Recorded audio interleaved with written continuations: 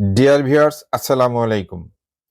এই মুহূর্তের এপিসোডটি পৃথিবীর যে প্রান্ত থেকে উপভোগ করছেন, আপনাদের সকলকে জানাচ্ছি সাদর আমন্ত্রণ।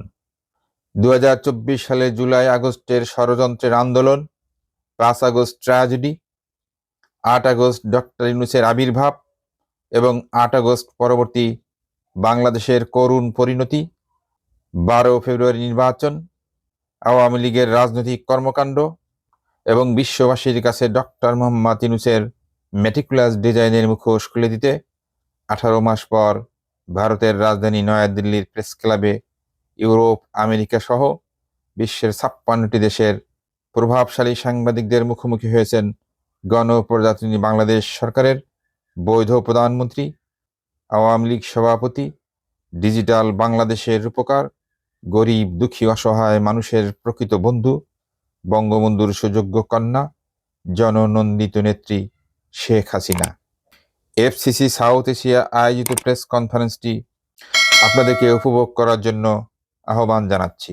Good evening, everybody. Could you please keep your mobile on silent? And we are going to start immediately in 2 minutes because we are doing live. We have 3 panelists coming with us also live from different locations in the world. Good evening, everybody. Thank you for making it to the foreign correspondent stuff. It's a pleasure to have you all with us, with this distinguished panelists, me on the dais and those online, and the Honorable Prime Minister also watching us. We will be having her soon after we start the session.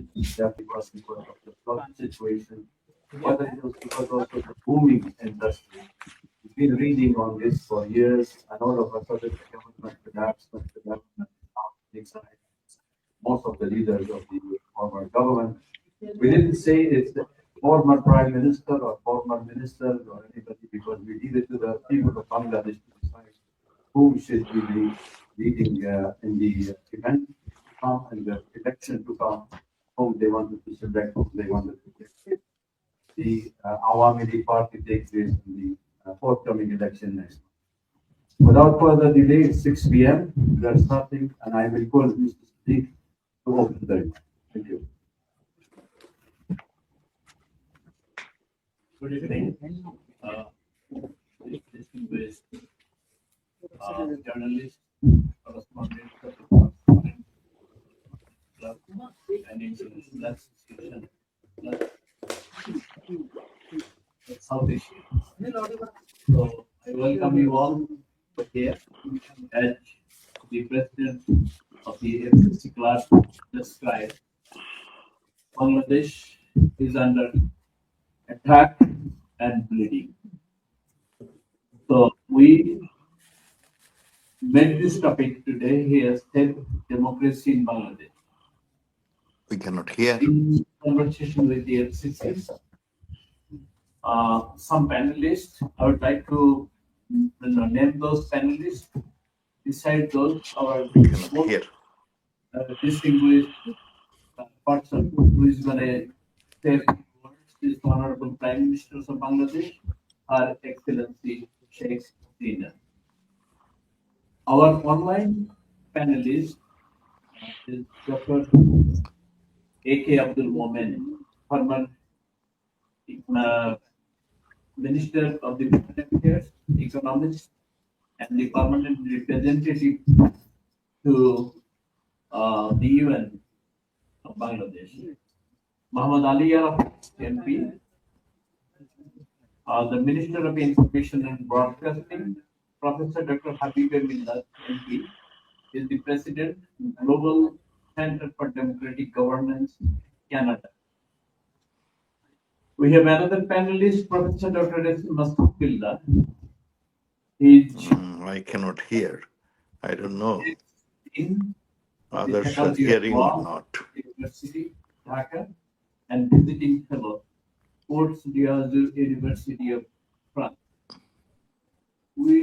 Our panelists here, Minister Mohibul Hassan Chaudhary Naufal, MP, and I his Education I Minister. cannot follow what to do. Then had Mrs. Rokeya Prasi, distinguished actress, director, political and cultural activism.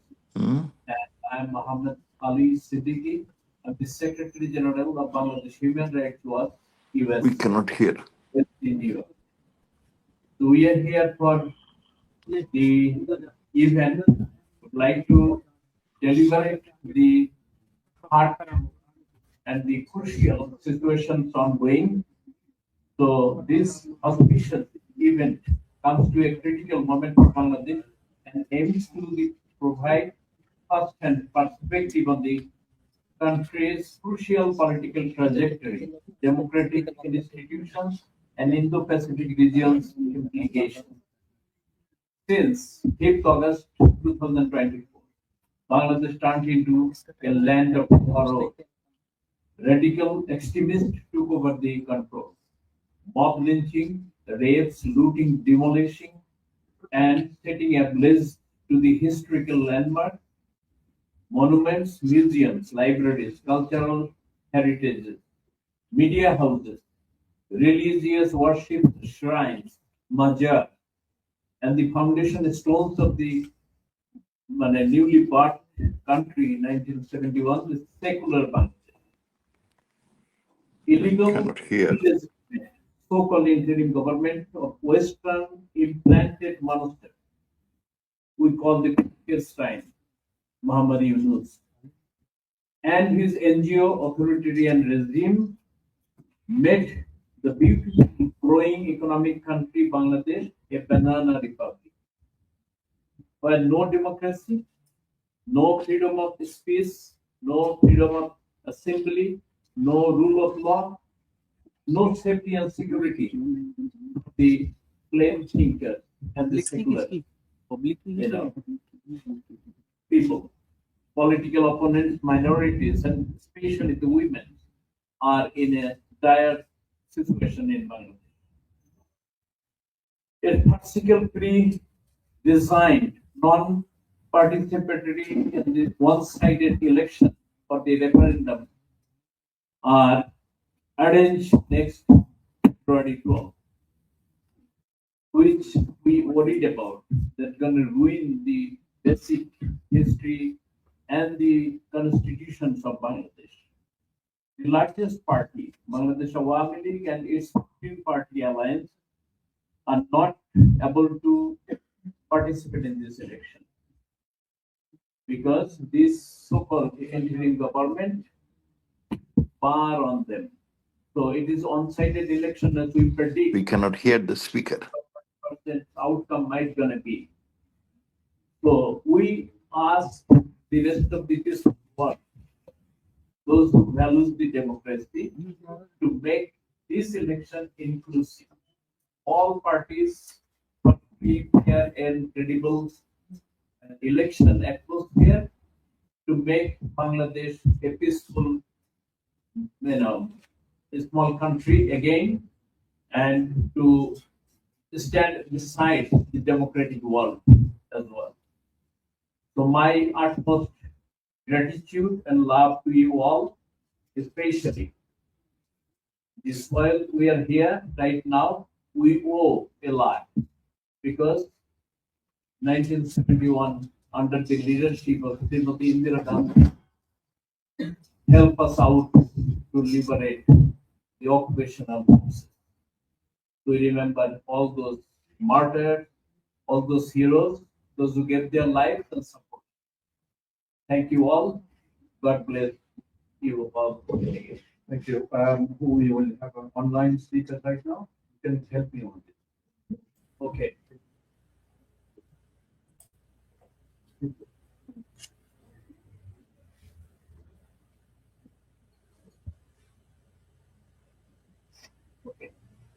I like to introduce right now the online speaker from our panel, Professor Dr. Masud Billah. He is joining from Hello. Yeah, we can hear you. Right, is it my turn to speak? Yes, we can hear you. Please go ahead. Thank you very much. Good afternoon from Nice, France, and welcome from the land of liberty, equality, and fraternity. I'm sure that my colleagues and other panelists will focus on specific themes, but I would particularly take you to walk to the Justice Avenue that Bangladesh has been compelled to live in the post-Hasina settings. What has unfolded since August 2024 is not a routine political transition, but the gradual consolidation of what, as a comparative constitutionalist, I would like to term as a textual example of autocratic legalism and a finest example of abusive constitutionalism, a strategy to use and abuse of law to hollow the law from the term rule of law as we understand in modern democracies. Since the very start, the interim government suffers from serious legal legitimacy. We have seen them uneasily jumping between competing justificatory narratives like state necessity, revolutionary legitimacy, and judicial endorsement that is hardly less recognized in our part of the globe and in the recognized constitutional jurisdictions. This fragility, I will argue, that further aggravated the reshuffling of the higher judiciary, dominated by the judges, largely appointed under pressure by the protester leaders. The regime largely features presidential ordinances placed at the service of the executive whim. The ordinances clearly transgresses the constitutional permissibility and human rights yardstick. Particularly, I would draw your attention to three distinctive scenarios. First, in an apparent effort to appease the triumphant forces of July, the Yunus administration has proposed a so-called July Charter containing 86 absurd reform proposal. I repeat, 86 reform proposal intended to be adopted through a single yes-no referendum simultaneously to be held with the general election. So the main concern now is not only the election, but also the simultaneous referendum, which in effect will throttle down the Bangladesh's founding values enshrined in the 1972 constitution. So thing is that the South Asian nations and the larger global community should decide whether they want to see Bangladesh flourishing in a extreme government scenario. So most strikingly, this interim government is seeking popular endorsement for sweeping structural reform, thereby compromising electoral integrity. I haven't heard of any democracy where the interim government has thrown the referendum and itself is asking for the mandate, which actually is to be carried out and mandated by some other elected political parties. So there is apprehension that in a new parliament, the constitution will be simply thrown down and there will be rise of religious fanaticism. So for the sake of regional security, this should be a concern of international community. Well, the July atrocity undeniably called for comprehensive investigation, accountability, justice. Yet what has emerged instead is a re-engineered international crimes tribunal and deployed in a manner that singularly targets Sheikh Hasina and her government while systematically departing from established norms of international criminal law. Among other, I have shown elsewhere, and many scholars have agreed, that it has violated the principle of retroactivity, presumption of innocence, stringent evidentiary threshold, judicial independence, due process guarantees, and so on and so forth. And apart from the International Crimes Tribunal, the total criminal justice system is in visible distress in Bangladesh at the moment.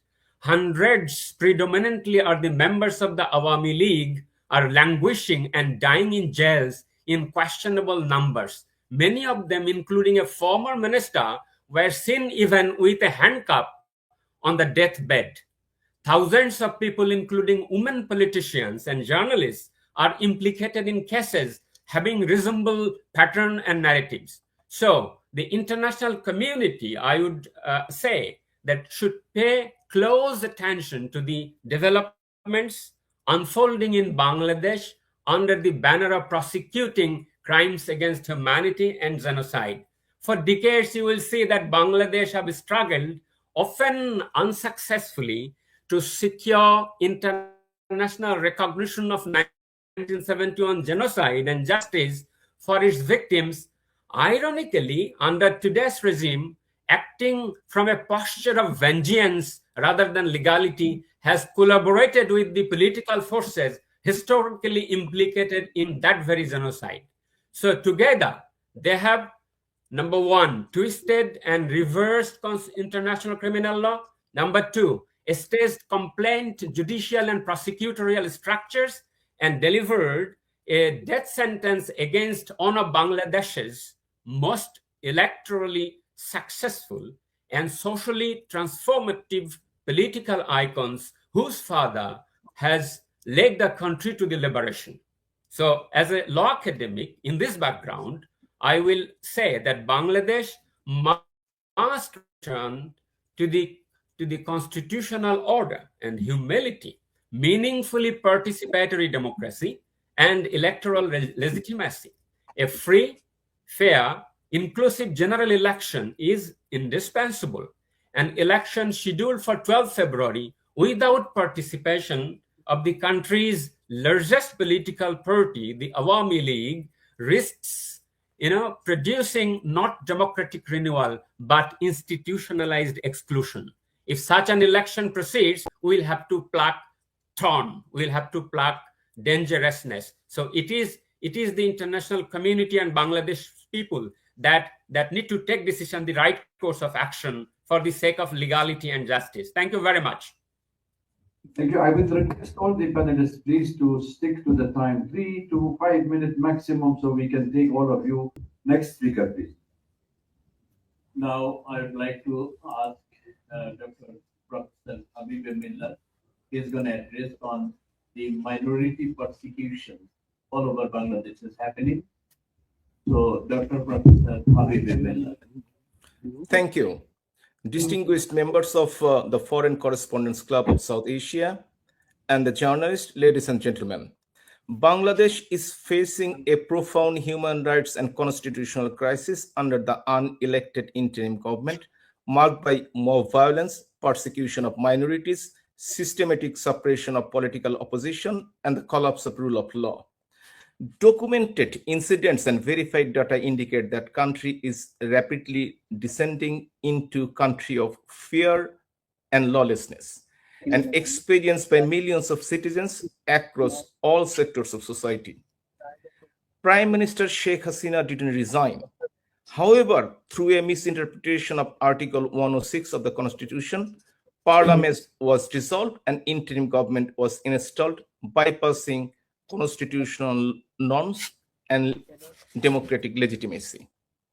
Mob violence and extrajudicial killing. 637 people are killed in mob lynching from August 2024 to July 2025. 86 extrajudicial killing from September 2024 to January 2025.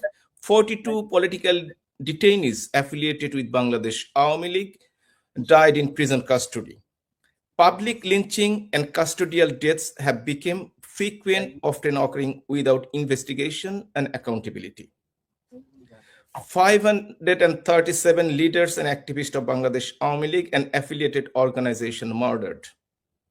359,000 plus arrests from August 2024 to May 2025, predominantly Awami League leaders and activists.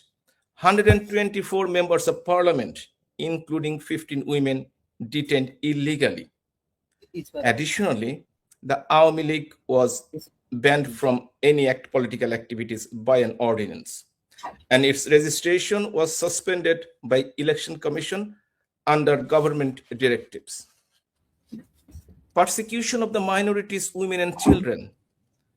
About 182 plus minority individual killed, including 10 indigenous persons. 58 minority women raped, 700 subjected to sexual violence. 2,796 documented incidents of minority persecution. 17 churches were burned during Christmas Day on 2024. Threatening letters sent to 21 churches and Christian individuals in December 2025. 103 documented human rights violation in Chattogram hill trucks.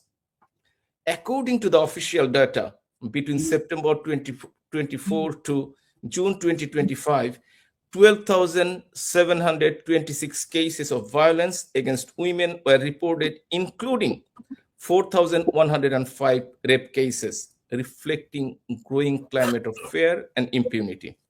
The LGBTQI plus community faced 396 cases of harassment and violence across 70 documented incidents. 44 police officers, 2 answers, 1 BGB officer killed, 182 police personnel missing, more than 500 police stations was attacked, looted, and set on fire. State authority has fractured while violent mob operate with near total impunity. Destruction of state symbol and national memories. The Bangabandhu Museum, the birthplace of Bangladesh's independence, was demolished with bulldozers in presence of security forces few times. Over 185 religious shrines destroyed. This act represents ideological erasure, not isolated vandalism. 184 journalist accreditation card has been removed. 354 journalists implicated in fabricated murder cases, 18 journalists arrested of false charges, 523 documented incidents of journalist persecution. Media houses have been attacked, burned, and threatened with closures. Editor assaulted, female journalist harassed. After 5th August, mob violence heavily targeted academic sector. 45 university teachers permanently dismissed, 200 temporarily suspended, 2,000 subjected to coordinated academic sanctions, 2,000 teachers attacked by mob, nearly 1,000 teachers falsely charged with murder cases. Approximately 200,000 students have been affected. Many have been barred from classes, harassed, handed over to the police, expelled without causes, or targeted alleged political affiliation. In numerous cases, students were denied registration, examination, and certificates.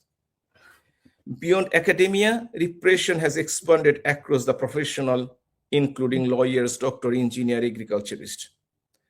As a result of unelected and constitutionally illegitimate government, the rule of law has collapsed. Opposition political has been criminalized. Minority face systematic persecution. Mob violence has been normalized. Media is silenced, and citizens is in fear. Bangladesh has effectively become a country gripped by fear and lawlessness. Recommendations are immediate restoration of civil rights and law and order, independent and impartial investigation into human rights violations, free, fair, participatory national election involving in all political parties under a neutral caretaker government. Thank you very much. Thank you for sticking to the time. Yes, next speaker, please, Mr. Siddiqui. Thank you. Now I would like to ask Professor Dr. A.K. Abdul Momen, former Minister of You can hear. Professor Dr. A.K. Abdul Momen. But prior to to that. We All cannot hear. these is already given Hello? their statements I to cannot hear. code. Everybody, you can scan it and you would find all the transcript. Thank you. The mic is yours. Please speak. All right.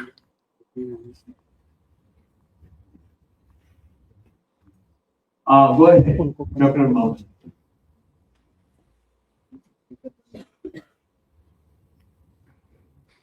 I cannot Dr. hear the Mohammed, moderator. hear I us? could hear the speakers. Yes, please speak now.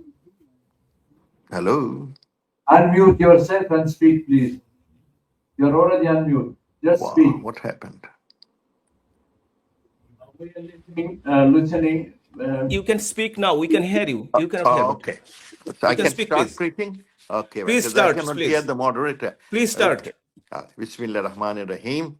Ladies and gentlemen, I thank the organizers for conveying this important event at a time when Bangladesh is facing one of the gravest crises in its history. Our country is struggling under an unconstitutional and illegitimate interim government led by Professor Muhammad Yunus, a Nobel laureate in name, but a deeply partisan and divisive ruler in practice. Until August 2024, Bangladesh was on a clear path towards progress. Under a democratically elected government of Sheikh Hasina, we are striving to become a hunger-free nation by 2030 and a prosperous digital economy by 2041. Our economy was vibrant, globally recognized as a model for Global South, and ranked among the world's top-performing economies. We achieved an average GDP growth rate of 6.6% during last 15 years of Sheikh Hasina rule, and at the same time, we could reduce poverty from 42% to 18%, net nearly 100% electricity needs, establish 14,000 community health clinics to provide basic health services, and most importantly, we are able to provide basic needs to the poorest and marginal people, the widowers, the homeless, under our social protection programs, and empowered our communities, including women. Ladies and gentlemen, the journey was abruptly derailed when the popularly elected government of Prime Minister Sheikh Hasina was overthrown through a meticulous, calculated conspiracy. Since then, Bangladesh has descended into economic collapse, lawlessness, and anarchy. When security collapses, society collapses, and anarchy becomes a norm. Under the Yunus administration, mob violence, corruption, and radical extremism have become routine. Ordinary citizens are being killed, homes, businesses, and livelihoods are being looted, vandalized, and burned down. Historic sites, religious ruins, temples, mazars, and national monuments are being destroyed. Yet the state has abdicated its most basic responsibility to protect its people. Today, no one in Bangladesh feels safe. In fact, the hate speech and false narratives weaken the nation's unity. And you all know a divided society is easier to manipulate and destabilize. The current regime has systematically targeted three groups. First, members and supporters of the Army League, the nation's largest and oldest political party. Second, citizens who believe in Muktijuddha Chetana, the values and ideals of liberation war. And third, members of the Hindu minority community. Through relentless propaganda, the government has fostered hatred and dehumanization against these groups. Acts of extreme violence, including killings without trial, have taken place while atrocities stood by or remained silent. Bodies are being found in rivers, marshlands, roadsides, and even in private homes. When such atrocities occur, silence from the international community is not neutrality, it's complicity. Human rights violations under this regime have surpassed all past records. Like authoritarian regimes of the past that relied on intimidation and mobs to silence dissent, today Bangladesh is witnessing the rise of a culture of fear. In the pretext of reform, state institutions, including the judiciary, the police, and the financial sectors, have been systematically weakened or rendered ineffective, leaving citizens with no avenue for justice and accountability. Dear friends, a nation can survive poverty, but not anarchy, lawlessness, and violence. The consequences are devastating. Media houses have been attacked, journalists arrested or dismissed, and free expression crushed. Nearly 3 million workers, most of them women, have lost their jobs. Poverty has surged dramatically in a short period of time, and tens of millions now face the threat of hunger and starvation. Yunus government, through its venomous propaganda, made its friends and neighbors enemy, and it is becoming a pariah state.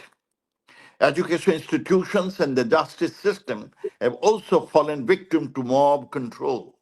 Academic discipline and educational standards are deteriorating rapidly, while the judiciary has become a tool of intimidation and extortion rather than justice. Amid this chaos, the interim government is attempting to stage a predetermined election on February 12, 2026, excluding major political parties, including the Army League, which enjoys overwhelming public support. As per media reports, almost 70%. Such a sham election will neither restore democracy nor bring political stability or economic recovery. Under these circumstances, we appeal to the global conscience, to human rights defenders, the media, and the world leaders to speak up for the voiceless and stand for justice and democracy in Bangladesh. This is not a party issue. This is a survival. Uh, this is a survival issue for the nation and for Bangladesh, and all, irrespective of party affiliation, must raise their voices. Dear ladies and gentlemen, if Bangladesh is allowed to slide further into extremism and terrorism, the consequences will not remain confined within its borders. Terrorism has no religion, no morality, no boundaries. Indifference today will invite instability and danger tomorrow. The solution is clear. Political and social stability can only be restored through democracy, rule of law, and inclusive governance. Extremism can be defeated only when the people's will is respected. Therefore, we urge the international community to apply strong pressure on the current authorities to ensure the following. First, a free, fair, inclusive, and credible election with the participation of all political parties. Second, immediate withdrawal of bans on political parties. Third, release of all political prisoners and journalists before the election. Fourth, withdrawal of all false and politically motivated cases. And fifth, finally, formation of a genuinely neutral interim government, which requires Professor Muhammad Yunus, who is highly partisan and vindictive, to step aside. Let us hope and pray that civility, democracy, and good governance are restored in Bangladesh without further delay. Thank you. Joy Bangla, Joy Bangabandhu. Thank you very much. Thank you for. Thank you. Nick? Thank you for sticking to the time, giving the message. I would like Alim to put the Honorable Prime Minister on audio with us. She's listening, she's watching, but she cannot come on video, so we'll have her only on audio. So you can keep listen to her message. Yes, please.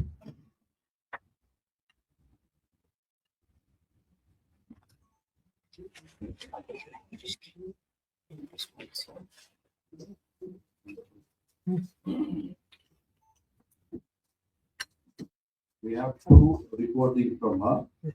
One is in Bengali and one is in English. I will play the English one first, and then we will open the floor for question and answer. Then finally, I will play before the both of them. My beloved countrymen, this is Sheikh Hasina speaking. Bangladesh stands today at the edge of an abyss, a nation battered and bleeding, navigating one of the most perilous chapters in its history. The homeland won through the Supreme Liberation War under the leadership of the father of the nation, Bangabandhu Sheikh Mujibur Rahman, is now ravaged by the monstrous onslaught of extremist communal forces and foreign perpetrators. Our once serene and fertile land has been reduced to a wounded, blood-soaked landscape.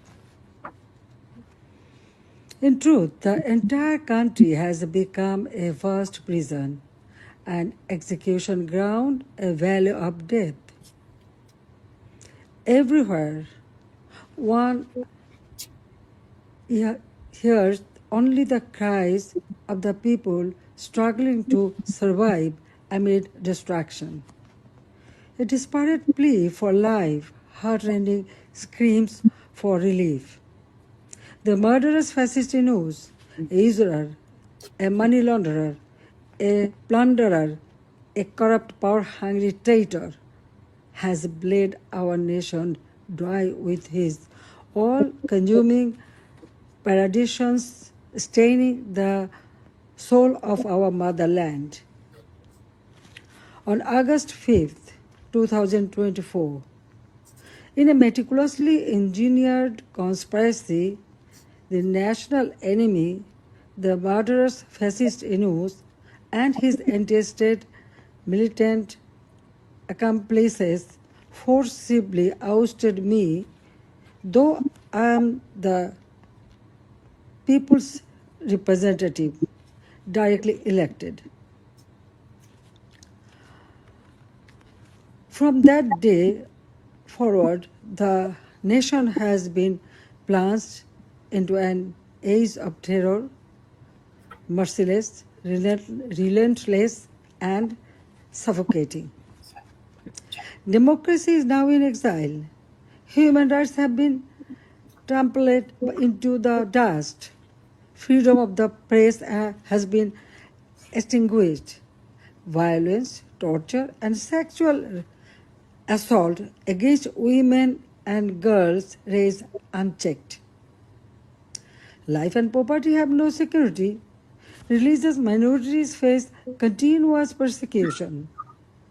Law and order have collapsed.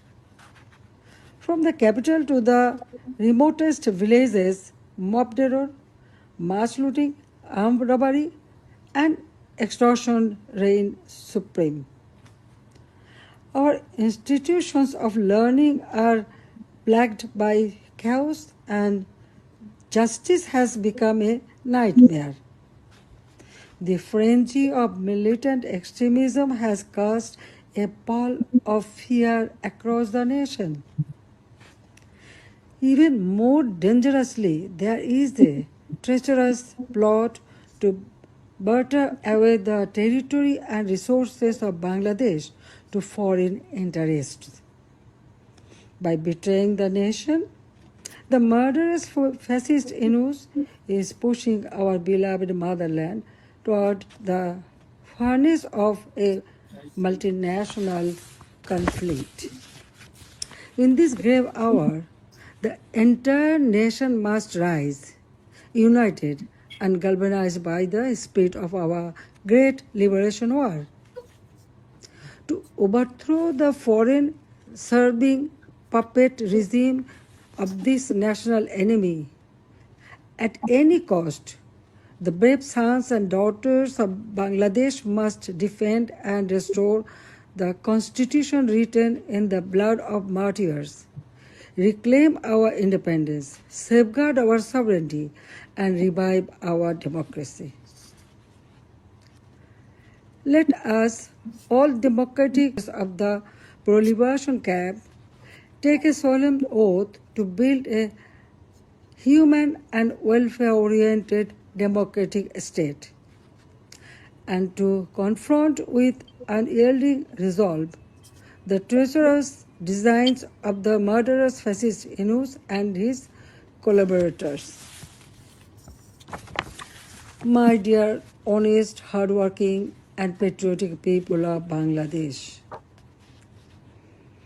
our nation is stifled by an unelected, violent regime whose false promises have quickly been supplanted by chaos, violence, hatred, and corruption.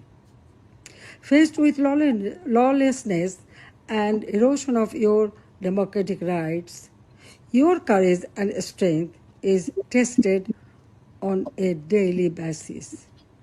Please do not give up now. The Awami League is independent Bangladesh's oldest and important political party, inextricably interwoven with our country's culture and democracy, defender of Bangladesh's proud traditions of political and religious pluralism, and the committed upholder of our laws and constitution. At this darkest time for our countrymen and women, we reaffirm our determination to help you restore the thriving homeland that was snatched away from you. The Awami League calls for the following action to help unify Bangladesh and banish the divisive actions of the past 12 months. We urge Muhammad Yunus to stop ignoring his own people and do what needs to be done in order to heal our country by following 5 crucial steps we believe will lead to a better and stronger Bangladesh. First, restore democracy by removing the illegal Yunus administration. Bangladesh will never experience free and fair elections until the shadow Yunus caste is lifted from the people of Bangladesh. Only then can we start a process, including the Awami League, to bring the power back to the people of Bangladesh. Second, put an end to the daily acts of violence we are seeing on our streets. We must end the lawlessness to stabilize the country, allow civic services to work properly, and create a platform our economy can once again thrive on. Third, deliver an ironclad guarantee ensuring the safety of religious minority groups, women and girls, and the most vulnerable in our society. Too often we see people targeted for who they are and what they believe in. This must end, and every Bangladeshi must be made to feel safe within their own community. Fourth, end the politically motivated acts of lawfare to intimidate, silence, and jail journalists and members of Bangladesh Awami League and opposition political parties. Restore our trust in the judicial system, making sure it functions properly as an impartial and noble entity. Fifth, invite the United Nations to conduct a new and truly impartial investigation into the events of the past year. We need the purification of truth in order to reconcile, heal, and move on as countrymen, rejecting the selfish pursuit of vengeance. The international community stands with you. The interim government has failed to listen your voices, but together we are strong and together we can make our demands heard. Join us in the fight to take back our nation from those who seek to destroy it. Help us rebuild our democracy in Bangladesh. Joy Bangla, Joy. Thank you very much. I'm sure she is also with us online, and we will now open the floor for question and answer. I would like everybody to take the question very short and to whom we address, because the panelists also online and we have on the diet. So feel free and please wait for the microphone.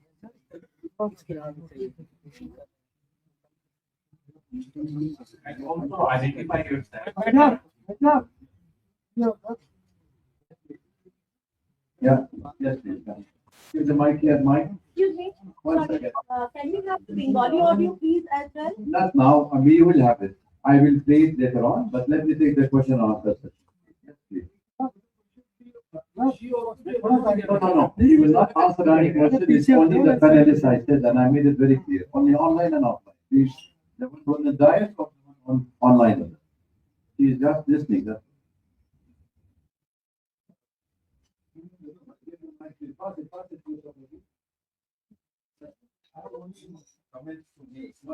No, please, no comment. I would like you to start immediately with the question. We have just a question. No comment. Yes, I. Okay, one for Michael Hassan. No, 1 second, I'll give you. The mic will come. So I'm Sahib Pandey from ENI News Agency. Wanted to know about the future of Awami League, because we know that round the corner elections are going to take place. What's going to be the future of our Awami League going forward?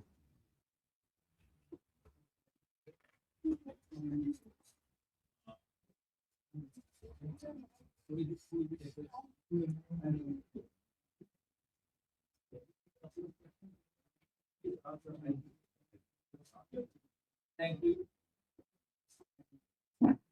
Thank you. I think Myself. from the feedback we are getting from inside Bangladesh, future of our League does not depend on what this legal government. Neither does it depend on the election that has been scheduled. The legal administration there has put a temporary ban. The party has pushed, they could not ban the party in its entirety. So it is a temporary ban. We are organizing inside and abroad. We are trying to reach out to the global community. And we would like to thank FCC for giving us this platform and for our leader to reach out to the people of the country, because we have been effectively banned from broadcasting anything inside the country in our recognized and registered news outlet. So we are confident that as soon as not just the ban, but as soon as the uniformed forces which are now unleashed against our activists return to the barracks, by saying that I mean the army, which is now out there, along with the police and the militants, and are hunting down Awami League activists. As soon as the army is out of the scene, they cannot stop us from our regular political activism. So the future of the party is not even in question. So I hope that answers your question.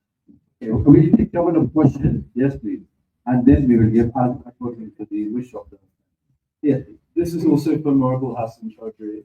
In Chittagong earlier this year, I met with about a dozen young people who had been injured in the protests in Chittagong. Many of them were permanently disabled, some of them were blinded, a lot of them were under the age of 18, they were children. They were able to identify their assailants as having been members of the police or members of the Chatra League. It's the same situation across the country, and you don't have to rely solely on eyewitness testimonies, although there is hundreds and hundreds of eyewitness testimonies. You can rely on verified video footage.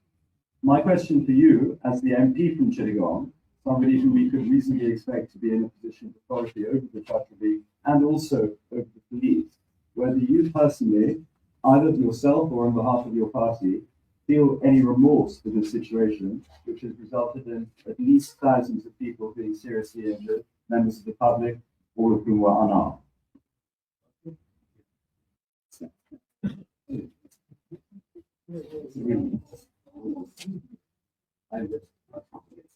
Identify yourself. Where are you identified? You said, My name is Faris Nasri. I'm a freelance journalist. I work with all. I just have to keep Good evening, I'm Nanima Basu. I'm an independent journalist. Wanted to understand again from Mr. Chaudhary, elections will anyway take place and there'll be a new government probably coming in power there. What will be your action plan after that? Thank you.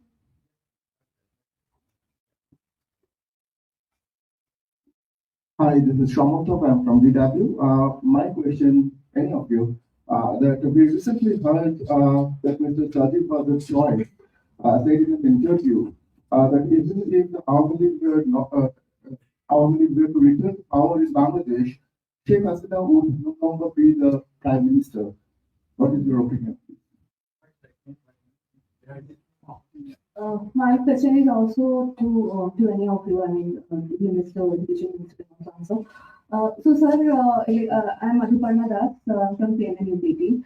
So, I'm also trying to understand what is the plan of action going to be, because now, as you also mentioned that Awami League is mobilizing inside Bangladesh and outside Bangladesh. Most of the senior leaders are maybe outside Bangladesh. So that your party is banned. Yourself is saying that election is already predetermined. So what and how you are going to take it forward, and what kind of expectations you have from India? Between the second round, we take.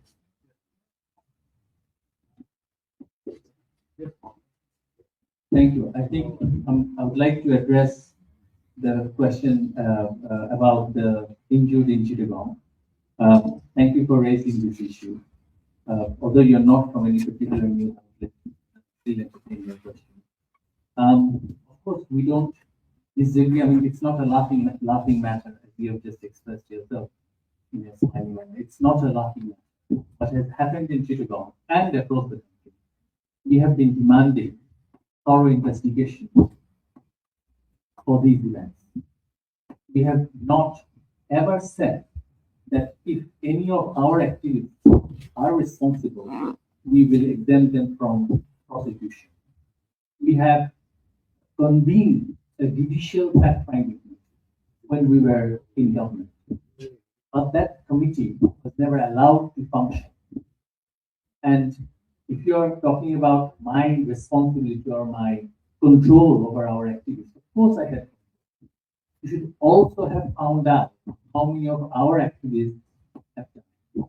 Till today, we have a list of 700 of our activists who have been killed by the activists who took part in the protest movement, and also the government officials, the police, and also through mob violence. So we also want justice for everyone. Regarding the question on our leaders' local retirement, I think we have to understand the interview in its context. The discussion was around transition of leadership in the party.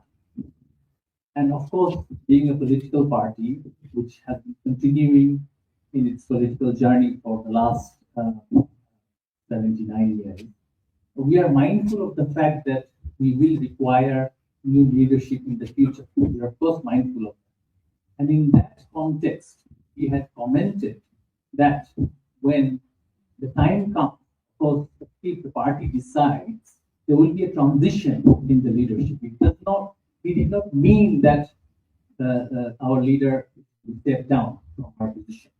The reality is, people of Bangladesh, we have to keep in mind about what the people of Bangladesh want. From the surveys and the feedbacks we are getting from the people of Bangladesh, they want Sheikh Hasina back. They want her back in charge of the country. They've seen what happens in her absence. So given that that is the public demand, whether the party wants or her son wants is quite insignificant. what we want personally is quite insignificant. So, because as a political party, we have to respond to the public demand. Our activist expectation is that she will continue as our leader. I mean, age is, of course, nowadays is not a bar. She is a fully functioning and very capable leader with long experience in government. So people expect that she will return and she will take part in regular political activism and win the support of the people again and run the country. I mean, that is, as a political party, that's our objective. Regarding our reorganization, you see, Awami League is the biggest political party in the country. If you look at the election results from 1978 onward, even when the elections were questionable, Awami League was able to increase its vote share in every successive election that we've held since 1973. In the 2008 election, which for the first time, we held an election where individuals voted for themselves with an identity card. Before that, we didn't even have a photo identity card to vote. It was the first time that people were voted using their ID card. And in that particular election, Awami League alone as a party got 50% of the total vote share. About that particular result, none of the current political parties ever objected because it was considered as the most fair and participatory election in the country's history. Right now, majority of our public representatives, MPs, local government officials, elected officials, they're in prison. As of right, because they are in prison for such a long period of time without any trial. As of right, they deserve bail. So we expect the judiciary to function as one as it should. So if the judiciary functions like how it should, they should be all out on bail. They should be able to take part in their regular political activism. Some of us, only a few of us were able to leave the country. Not many of us were able to. They're still inside the country. Many of us are in prison. So if the situation and when the situation stabilizes, normalizes, the party is back in action, even with so much repression, so many arrests, and so many killings. We have been able to hold demonstrations. We have been protesting on the decisions of this government and the mob violence. We have been able to stand against the violent perpetrators of this violence. However, you know that the entire establishment has been unleashed on us, including the army. Since the army is out there in the field with the instruction of the government pursuing us, we don't want to fight the army because it will amount to a civil war. If you are, as a political party, if you want to fight the army or protest the army, it can amount to a civil war. So we are very careful. We don't want to do that, and we are waiting for the time when the army will not be there pursuing our activities. So it is a political strategy, but we have it happened to us in the past as well. After 1975, for a long period of time, Awami League was banned, but yet we were able to reorganize and take part in regular political activism and win people's mandate to go to power and serve. You know what, May yeah, just I will refer your question, two questions here. Just I will refer to the panelists outside. Because one panelist belongs to Bangladesh Awami. So Muhammad Ali Arafat is going to respond to your question that what consequences might be afterward the election. And the next CNN, would you please repeat the question? Exactly. Wonderful. So both the question I would like to refer to Muhammad Arafat. Please. Thank you very much. But I could not hear the question properly. Could you please repeat? The one question is that what are you expecting the government of India, the situation ongoing, and the upcoming election? And the second question was, what do you expect afterward the election happened on February 12th? What are you Okay. planning to do from your party? Okay. Okay. So thank you again for the question. So I'm not going to talk about most of the things that has already been covered by most of the panelists. I'm sure the audience and our the journalist friends, they have gotten an idea about what is the state of human rights situation and the rule of law and the democracy as a whole in Bangladesh currently. And you can also search by Google with this kind of questions. You'll find out plenty of evidence of what has been happening. I mean, it's a complete breakdown that we see in Bangladesh of rule of law, democracy, or anything whatsoever. I mean, it's a country of mob. In fact, it's not even mob, because the mob is something that gets created spontaneously by the unruly people. But what they're doing is they're orchestrating all of this in the name of mob, and Yunus is directly behind it. He is using this kind of his henchmen as a mob to suppress the opposition and any dissenting voice, and they're trying to justify it as if they're pressure group or whatever, the anger of the people.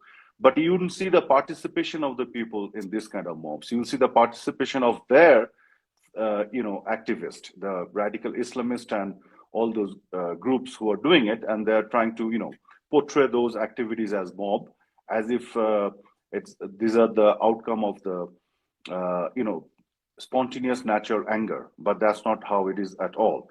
So if it were all those things were mob, then you could say that Yunus kind of his administration failed to contain those mobs. But in reality, it's not they're failing, they're actually instigating, they're basically contributing and motivating these people to create those mobs, and he's using his people as tools to suppress Awami League and sustain into power. So what I want to say here is very simple. I'm not going to go over all of the other stuff, but as simple as that at this moment is we need the democracy to return to the country. We need the power to get it back to the people of the country. And how it can be done? One simple solution. As simple as that, which is a free and fair and inclusive election. Let the people decide. If you can have a free and fair and inclusive election, if you allow the people to decide, that's the only solution that you can see. And you don't need to be a rocket scientist to understand this. We see the country is in total chaos, right? What is the way to transition from this chaos to a peaceful situation, a democratic situation? A proper election. Is the election that you are referring to, the February 12th election? It's a completely one-sided, preordained, rigged election that Yunus is conducting, completely banning Awami League, and that also illegally. They used the Anti-Terrorist Act to ban Awami League.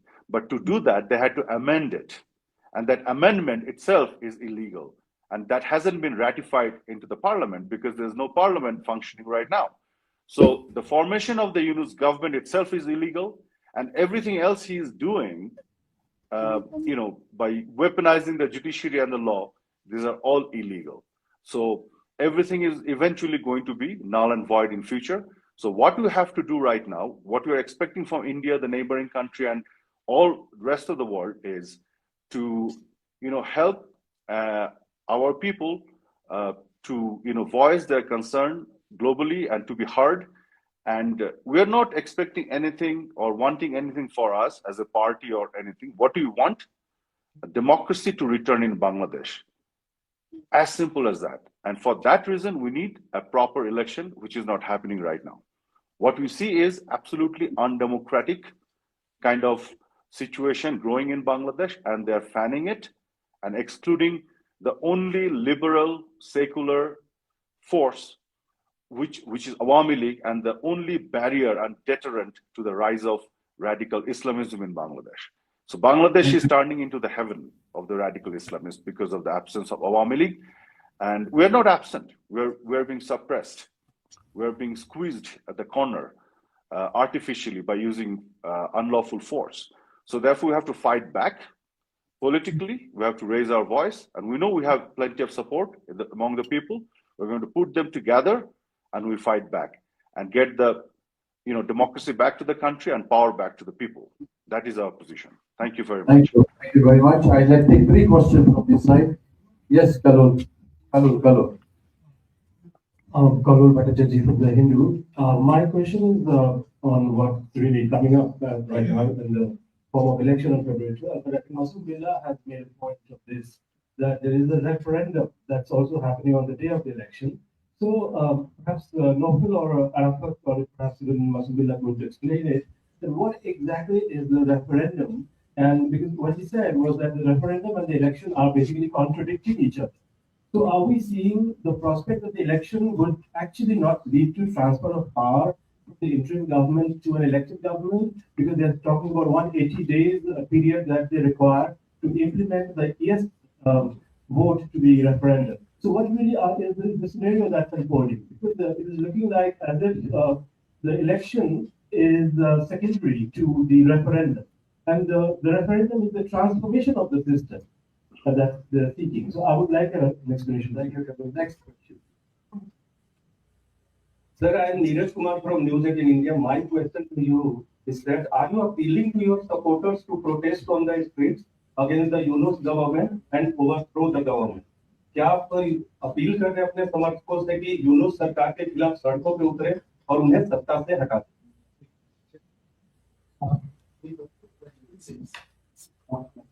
Honorable moderator, may I draw your attention, please? Rishikesh from PTI, District of India. So, as you have mentioned that you have huge support to the ground level. Would you like to, with your party, extend support to any, extend support to a particular party or candidates? And after the election, do you think you have opportunity to go to the court and challenge the result? One more question. I'll answer the referendum point. So the whole process is very unclear. First of all, the issues on which this referendum is being held is not very clear to the people. They're calling it a referendum, and yet the same government is campaigning for the yes vote. How can this be an election where one side is being imposed, as in taking the side of the yes, and yet it is not really clear to the people what they are signing up for? The entire machinery of the government has been unleashed, and public fund is being used so that they vote for yes. What are the things in this referendum? Of course, it is reflecting the July Charter, the so-called July Charter. If you are to take the Constitution as it stands, you need to have an elected parliament duly voted by the people in a participatory manner. And in that parliament, if a side gets 2/3 of the majority, only then they are able to change the Constitution.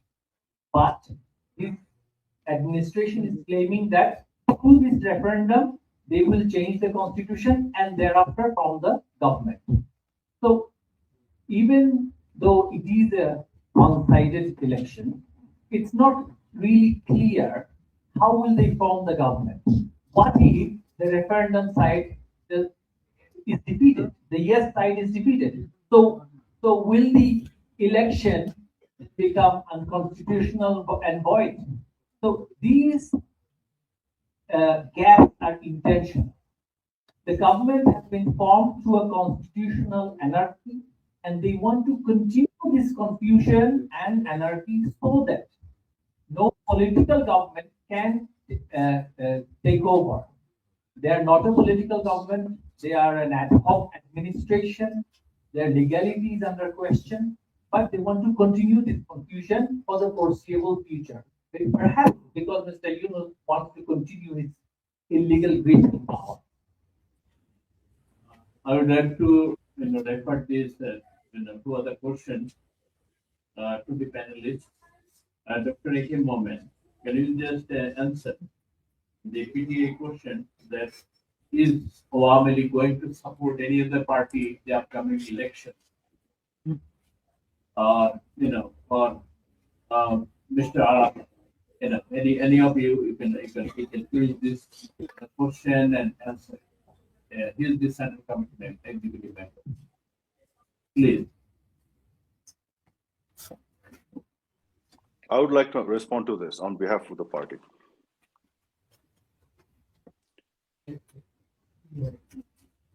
Please go ahead. Okay. So, with regard to your question, what is going to be our position from Awami League about the election? Our position is absolutely clear, and our party leader, party president Sheikh Hasina, has also made it very clear that because this is an illegal government which is conducting an illegal election and where they have banned Awami League, therefore, we have made a very clear appeal not only to the voters and the supporters of Awami League, but also to all the voters of the country to boycott this election. Because we wanted to participate in the election. Awami League is a party always looking for participating in the election. We always think that transition of power should be done through the election and through the electoral mandate of the people. But we have been forcefully banned and been excluded from this process. Therefore, the only way to protest is to completely boycott this. We did not boycott this election. We have been excluded. Therefore, we are asking the voters to boycott this, and that's how to say no to this illegitimate government's illegal initiative. And even with the referendum, it is absolutely unconstitutional. If anyone can show me after going through the Constitution that this kind of referendum exists today, if that does not exist in the Constitution, how can you go for it? So Yunus is basically doing anything and everything, bypassing the Constitution and the legality of everything, and without having any mandate, but he's just doing it, going ahead and doing it.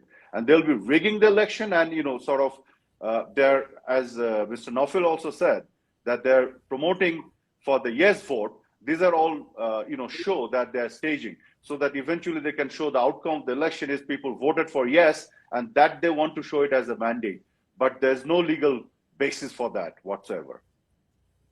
Thank you. Honorable Moderator, this is Dr. Billah speaking. Can I intervene, please? Yes. I would like to supplement on the issue of referendum. This is a very, very serious issue because general election and referendum runs contradictory to each other. So there is a far more ill design with the mechanism of referendum, and the government itself is arguing for it and for putting a yes vote to the people. Now, you will see there has been a true two-pronged immunity that the government has provided. One is they have promulgated a presidential order showing immunity and pardon to the July protesters who have been implicated in crimes, involved in crimes. And secondly, the July Charter itself also incorporates a clause providing immunity to the members of the government. So if they can pass this referendum and July Charter, obviously they will be able to escape any kind of future legal action.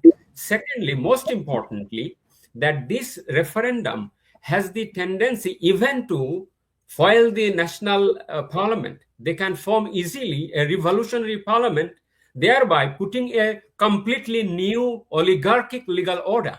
So that is the dangerousness that the South Asian nation should understand. I'm not sure whether India has properly understood the ramifications and implications of the general. It is not only the general election, but the referendum itself. So that should be taken in due consideration by the international community and the people of Bangladesh as well. Thank you very much. We are already overshooting the time, so we'll take only two more questions. So probably one gentleman wait. No one. Yeah. Yes. No one. Yeah. Sure. Yeah. I'll just come back.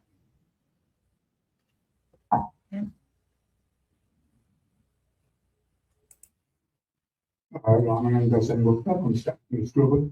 Very good question to anybody who might want to answer it. We have this leak from Washington Post which talks about how an American diplomat talked to some women journalists in Dhaka and basically essentially tried to mainstream the Jamaat. I was wondering if anybody would like to talk.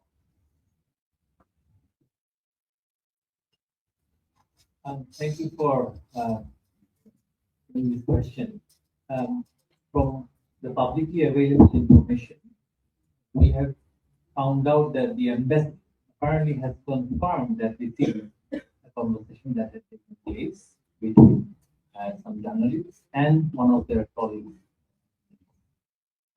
At this moment, we have not much to. We are still going through what has been happening. I think it's pretty clear to the Bangladeshis and also others that what Yunus claimed is the part of a meticulous design. And it means, I mean, at least it implies that certain stakeholders were involved in this regime change riot. So then whoever it was, a diplomat or a personnel at the US, it implies that there was some kind of involvement from certain countries, either through their organization or through their government organs. So it actually goes to support what we have been telling to the people, that it was a regime change operation, and Yunus himself had confessed that he had invested in it, he had other stakeholders in it, and it's absolutely clear that certain countries, at least some of the officials, were involved in it, and now they want to install a government which will eventually favor them. So before even the election taking place, how can a responsible diplomat predict on the party which is to take over and that they will be under control? If the embassy concerned denied that it is their official, then you would have, you could have just given them a benefit of doubt, but actually admitted that it is one of their diplomats. So they're planning for the future. If there is an extremist led takeover, an extremist government in Bangladesh, how will that government serve their interests? And unfortunately, that is what we are seeing now. But please be assured, that people of the country and the organization that I belong to will not let that happen. We will rise up, we will reorganize, and we will defeat these extremist forces. If we were allowed to take part in this election, I can assure you, we believe that 70% of the electorate would have voted for us. It's their fear, because people in Bangladesh, by and large, are liberal, are secular, and are progressive. Yes, Atul from Japanese and Asia Tourism. Do you expect low voter turnout in the election? Also, you could talk about the role of Pakistan as a post-election. If you look at the past voting pattern, Awami League-led 14-party alliance had at least 60% vote share.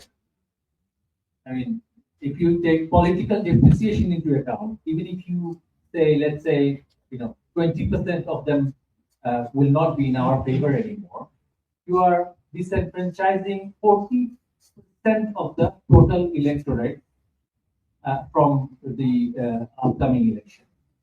In the most participatory election of our history, we had 70% participation, which was in 2008. For the first time, as I said, individuals voted for themselves, but not that Mr. X voting for Mr. Y, because we didn't have a proper polling role in them. So if, let's say, we have an election without our medic, you won't find at least 40% of the electorate in the vote. So if you take away 40% of 70%, you get a figure of less than 50%. So with any government with this amount of total turnout, you'd expect them to the ruling government to have less than 30% support. I mean, by and large. So how can you really have mandate to rule a country, run a country with such a low mandate, such a low legitimacy?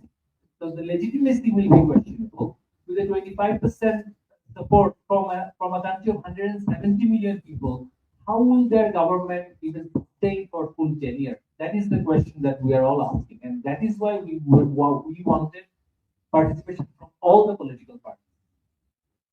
I would like to request to play the Bengali clip for a we have that. And after that, they'll be here so you can actually take offline questions.